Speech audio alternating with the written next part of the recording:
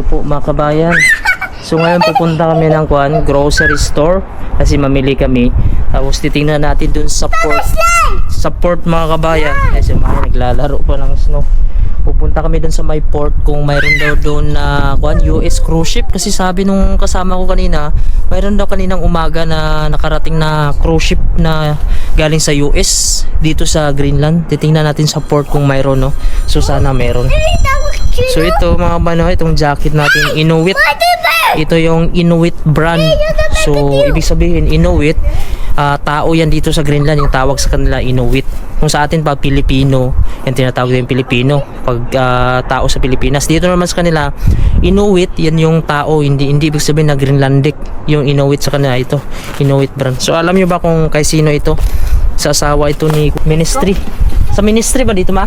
Binigay sa akin. Binigay sa kay Mrs. kasi si Mrs. dati nagtatrabaho siya sa kindergarten or daycare center. Tapos yung daycare center, doon iniiwan ng ministry yung anak niya.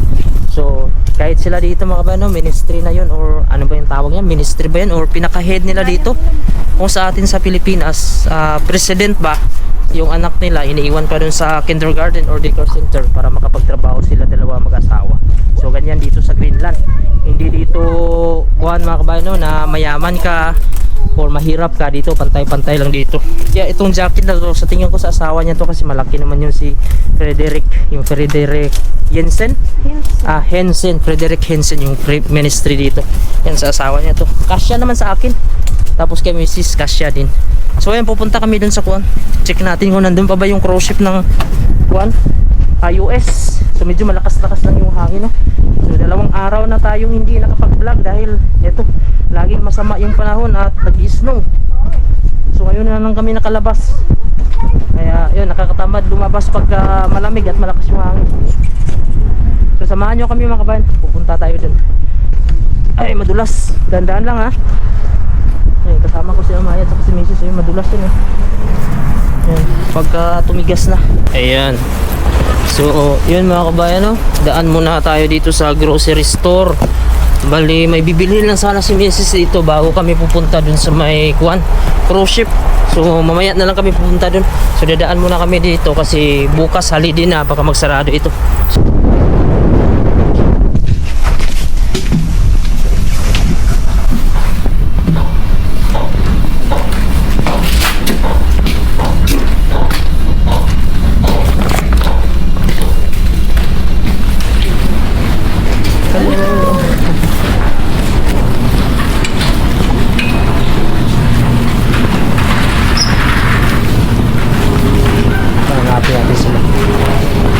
Nagkuha kasi ako ng plastic. At yung loob ngayon medyo rush hour ngayon dahil bukas ay kuha na, holiday na bukas. So Papa! what did you get? Katabi kay apple pam. Mas mga na ako. What is that? Wala siya candy. Candy. What's this burger? Burger. Marshmallow. Burger na ano. Ano. Apple. Ubos-ubos na yung mga stock dito. 1 kilograms is 18. So 18 ito mga ba, no? 18. Tapos itong carrots 30 Danish kroner yung 1 kilo.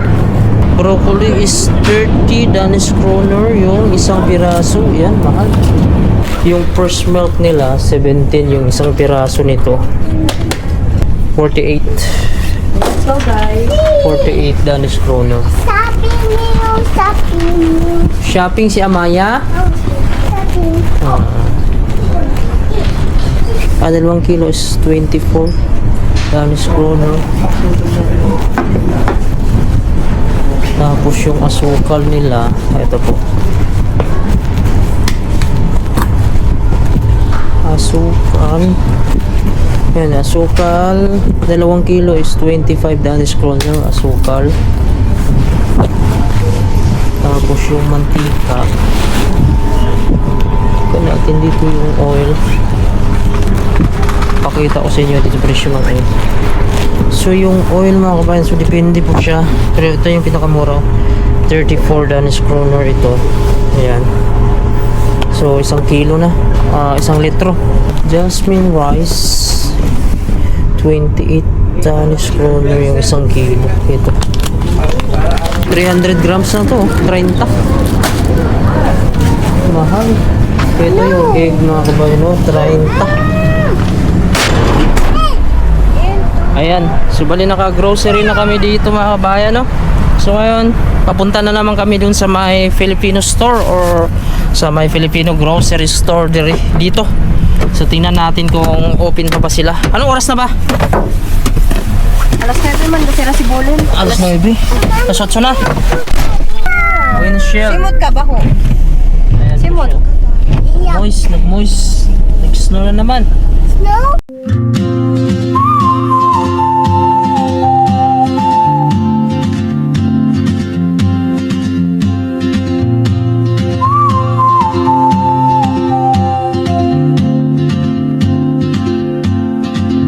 She moves like a map with no borders, a whisper caught in the wind. I see her boots at the corner cafe with a notebook and a grin. She's chasing skies I've never named while I stay in my lane. But something in the way she moves keeps pulling at my chain. Oh, traveler, you carry the sun in your stride, leaving behind what I hold inside. If I don't ask your name today, I may never get the chance to walk beside your wandering dance.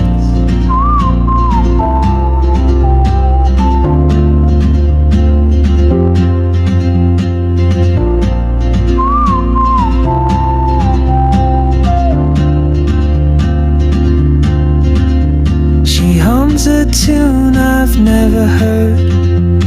Sarado na, alas 7. Sa oras na? It's 8. Wala na. Sobra na guys.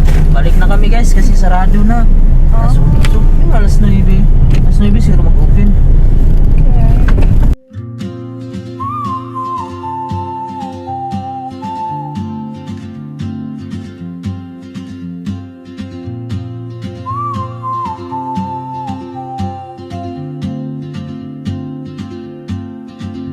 She moves like a map with no borders, a whisper caught in the wind. I see her boots at the corner cafe with a notebook and a grin. She's chasing skies I've never named while I stay in my lane.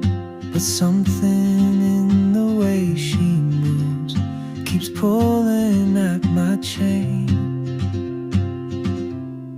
Oh, traveler, you carry the sun in your stride, leaving behind what I hold inside.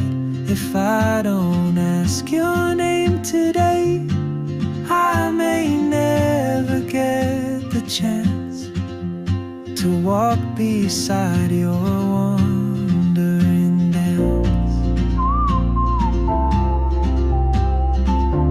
Ocean Endeavor. Ito po. Hindi ko lang alam kung kuan to. US ba to? Ayan o. Ocean Endeavor. US? Poor. Hindi ata US yan. Yung nakaraan pa kasi ito naka-stay dito eh. Let's go. Greenland mo na naka-plug Hindi ibig sabihin nandito sa Greenland. Sa likod po natin mga kabayan, yan po yung mga sample na mga fishing ship or fishing boat. Ano ba yung tamang bigkas nito mga kabayan, or tawag dito fishing boat ba siya o fishing ship. Sa Greenland kasi yung kabuhayan talaga nila dito or main source of income nila, yun po yung pangingisda or fishing. Kaya dito sa kanila, ito yung unang kabuhayan nila. So napapansin nyo, nakaparking sila sa labas dahil dyan po mga kabayan, dyan po dinideliver kapag may huli sila. So kapag nakadaong na sila dito, ibig sabihin mga kabayan, no, mayroon silang kuha at i-deliver na dito. So ito din po yung isa sa mga kabuhayan at trabaho dito ng mga lokal. Pero mayroon din dito nagtatrabaho na mga gaya nating Pilipino na nakilala dati na nagtatrabaho sila dito. Pero sabi nila kapag panahon daw ng winter dito, medyo mahina yung kitaan. Dahil nga sa Greenland, yung mga dagat dito ay tumitigas. So hindi sila makahuli ng isda sa part na yun. Sa summer daw maganda yung kitaan dito. Ngayon mga kabayan, nadaan muna kami dito sa may pizzahan kasi kakain kami ng pizza. Medyo masarap yung pizza nila dyan. Masarap yung pizzahan nila dito. Ayun, grabe yung snow. Yung mga bata oh. Ang dami nakaparking dito. So oras natin dito, alas 8:30 na po. Pero grabe, ganito pa rin kaliwanag mga kabayan. So bumalik na talaga yung araw. Pwede tayo ito yung pagkain ng pizza. Inaano sa phone mo?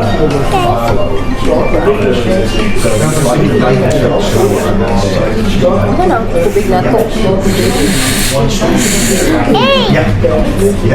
Ano ko na may water. Yummy?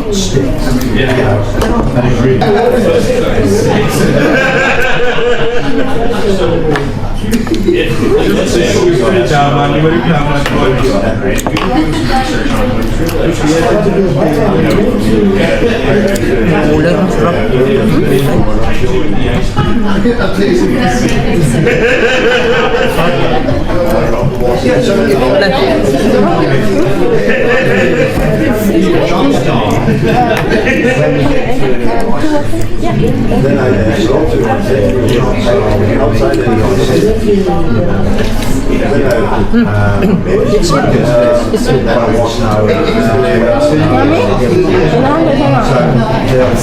Yummy. Later na.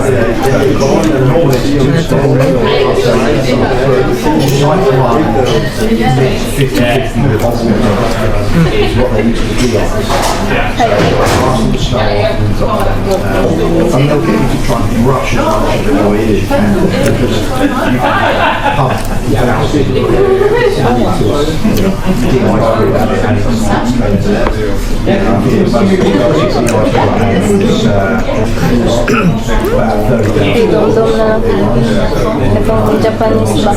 Wala na ko iinom kay lain akong paminaw na. Japanese na. Sa Denmark. Di ko ganun may ano magkailag. Iinom niya akong this soft drinks. Thank you. Iinom niya akong soft drink. Wow.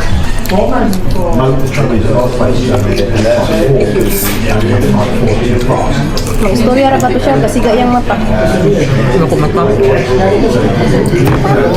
Ang anak man dyan mag-story mga Japanese. Wala maya po. Ang sako? Ay, ako. Arigato. Sarap. Sarap. Grabe, lakas ng snow ngayon dito. Dito kami sa itaas. Ayan oh. Puno na naman yung buong paligid. Yan yung snow ngayon. Grabe yung snow mga kabayan. Palabas na kami. Lakas. Ito po yung pizzahan dyan oh. Ayan. Grabe ang lakas ng snow. Tara, let's go na. We're going na. We're going. Oh. Oo. Madali na. Ayan. Tingnan natin yung sasakyan na. Namuti na dito yung sasakyan namin oh. Ay, grabe.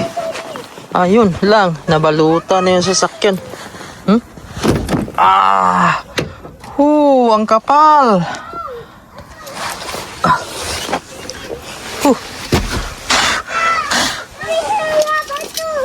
Anday, smaya ma. Grabe.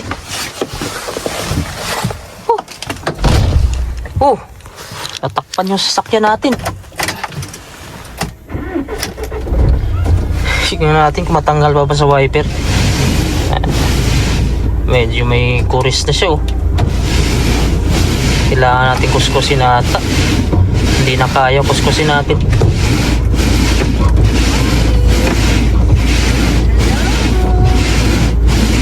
Kapal!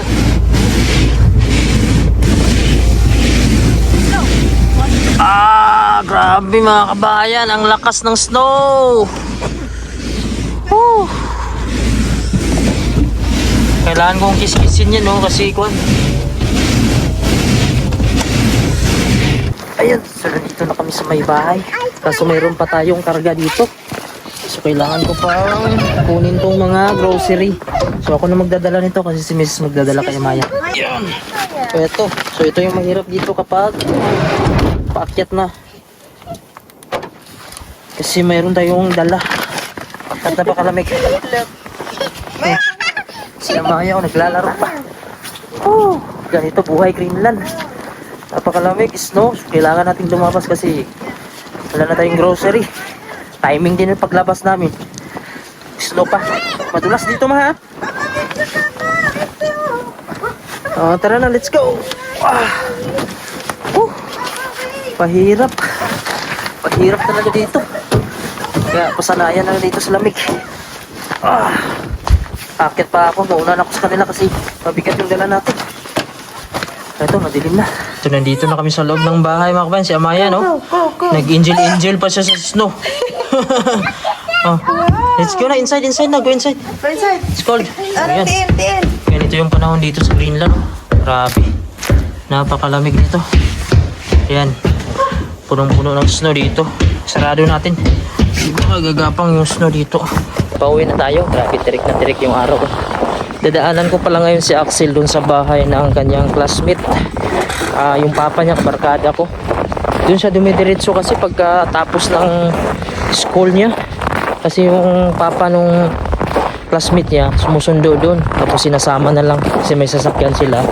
At may computer naman si Axel sa bahay. Pero gusto niya talaga mayroon siyang kausap at kalaro. Malaki kasi yung bahay nila dito. Yung classmate niya. Dito kasi sa amin maliit lang, kaya medyo kuan din, masikip sa bahay namin. Kaya minsan doon siya dumidiretso sa bahay ng classmate niya. So ngayon pupuntahan namin sa Dumakaban. Ito po yung kasama ko din dito. Kasama ko dito sa trabaho, pauwi na kami. Yan, yan na ng panahon niya mga kabayan.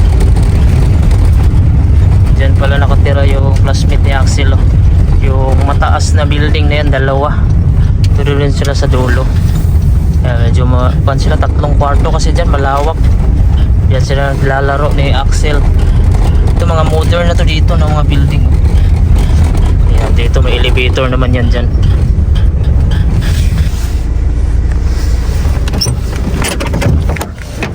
Bakit tumiritso ka dyan kanina? Ha? Nagpaalam ka dun? Dali na. Anong slides? Slide ko. Haboy din eh! Haboy! Hapoy. Ilabay. Ayan, slides na. Tulak pang. Dila na sa school kini diha nagikan?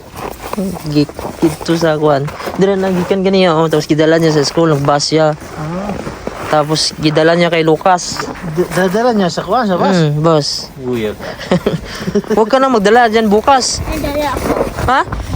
Ay, masikip na yung bus. Ha?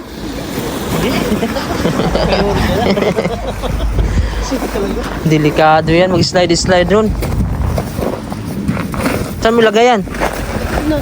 Para di mo dala yan itago. Kay sino yan? Kay Sydney? Makakunin na ng Sydney. Gamitin yan. Diyan mo ilagay? Doon sa taas ah. Wala yan. Dali yan nakawin yan. Kawawa yung kuha, no? Stroller, oh. Kalimutan niya. Ilagay mo na dyan. Para kunin mo na yun sa summer. Pag kunin na ibang tao yan, wala ka na buta. Diyan niya ilagay kasi gamitin niya Alis bukas. ako mamaya, dadalhin ko yan. Hiram ako ah. Pahiram mo.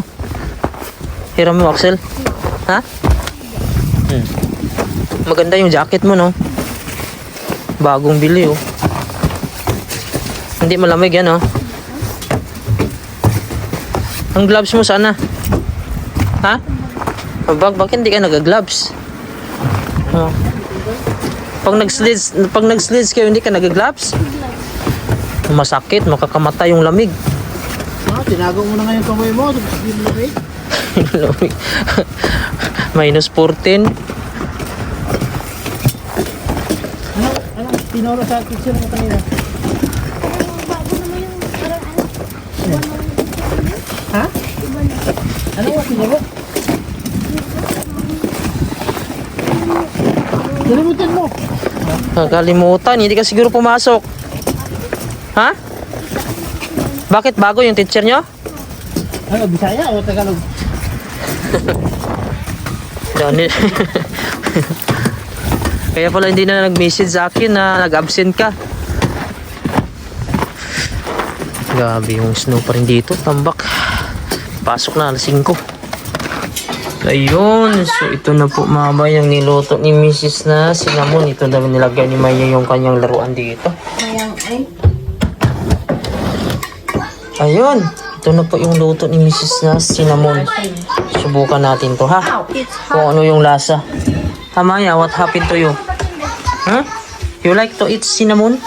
Roll. Cinnamon roll. Cinnamon roll, oh? Excuse me. Wow! Let's go, Maya. Wait lang. Hmm? It's hot. Hot? Oh. Oy, Let me check. It's okay na. maybe. Yeah. Okay? It's really hot. Kalimutan ko na ihit pala. Come here. You like to eat? Yarn. Yan na po. Cinnamon. Maluto na yan? Yup. Nag-aabang ng luto si Axel, oh. Yan. Hindi ko na gilagayan ng ng icing kasi nga tamis. Wow. Yan. Wow. Yan, okay na. Luto na pala siya. Pinalitan ko dito kasi salang ko na naman yung iba. Galing. Pwede na maging Pwede na. culinary char. Sarap. Tikman natin. Mayroon pa doon, oh, niluto si Mrs. Ayun, ilulutuin niya pa yun. Yan, oh. Marami-rami yan. Oh, let's eat. Hey! You like this? No! How it tastes? How it tastes? Sarap. Good! Good. Yes! Tamis? I think it's It's really good. Tayo na naman magsubok. Tingnan natin kung mas masarap. Lami pag ano eh? Eh, mayroon siyang chocolate. chocolate. Chocolate? Cinnamon. O, cinnamon? Lucas! Cinnamon roll. Masarap mo. Mang! Saan ni Mang? Sinamon ni Mang? Cinnamon roll. Lucas! Cinnamon. Nang kakaon kasi namon. Unsa? Wala naman itong unsa sinamon. Ay sinamon. Mm. Lami kayo. Oo. Lami. Ato yung diri. Ara diri. Luto ni Mamang. Imo niya.